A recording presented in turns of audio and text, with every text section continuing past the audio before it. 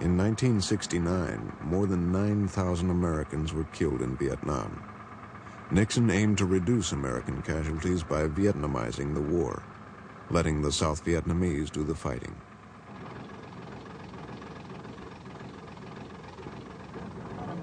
In 1970, as U.S. troop withdrawals increased, American deaths dropped by more than one-half.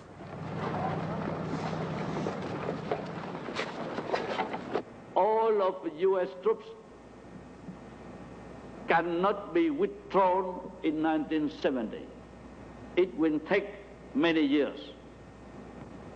Ambassador Bunker, General Abrams, everyone have assured me that the U.S. people and U.S. government will continue to stay determined to help the Vietnamese people and army to defend the freedom in Vietnam. Good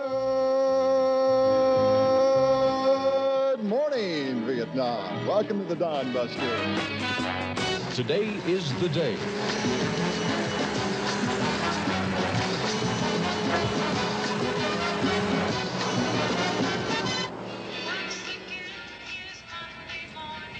The total number of Americans in Vietnam continued to drop. But among new arrivals, anti-war sentiments were spreading. Morale was in decline. Vietnam gave the language a new term, fragging. In more than 200 incidents during 1970, American troops tried to kill or wound their superiors using fragmentation grenades. After 5 years in Vietnam, America's armed forces had changed. I had an experience, and I'll never forget it.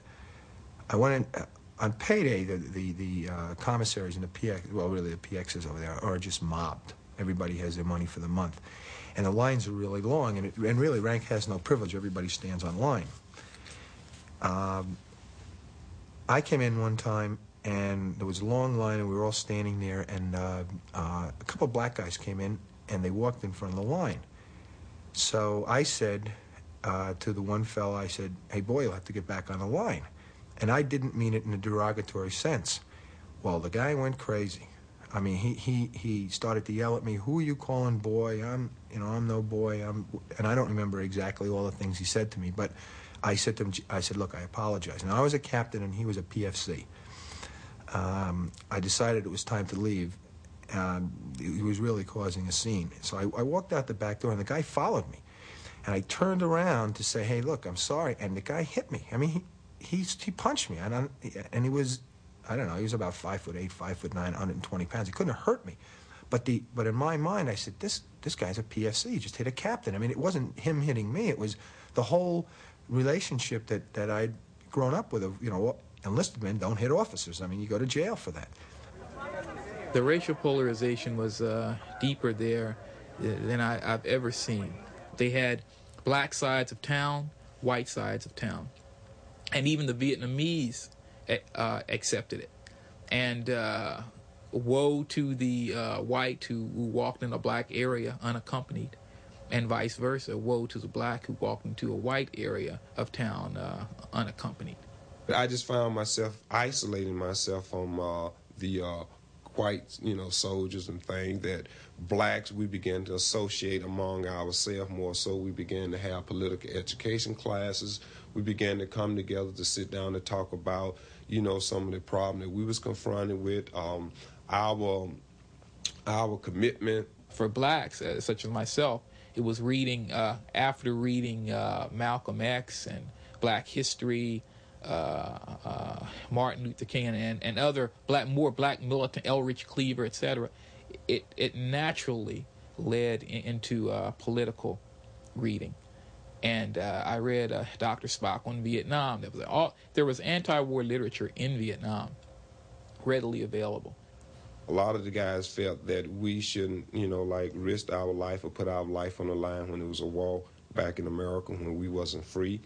Like when our dogs was being turned onto our peoples, young children were being bonded in churches, and it was very confusing. Most blacks still was, very supportive. You know, most blacks were very supportive of the system, what they had to do. The closer they got to combat, the more blacks and whites needed each other, the better they got along. How many people here got a lot of soul? You got a lot of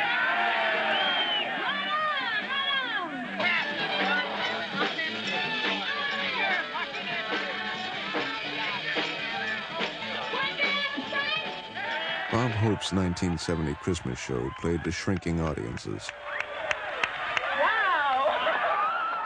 In 2 years, the U.S. force in Vietnam had been reduced by more than 300,000.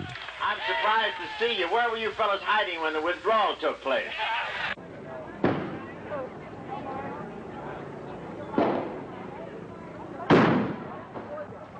In Saigon, demonstrators protested against the Thieu government. Many favored an immediate peace. Others denounced corruption or sought to discredit the 1971 presidential election. Anxious to give South Vietnam a democratic image, American officials searched for an anti-communist contender to run against Thieu. But Thieu stifled domestic opposition. To Thieu, like his predecessors, the election was a means to control the population and placate the Americans.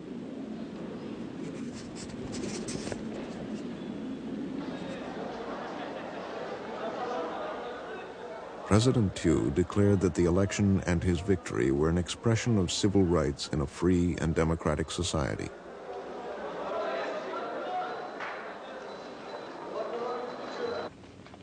The only effective opposition to Thieu was the Viet Cong, which now labeled itself the Provisional Revolutionary Government.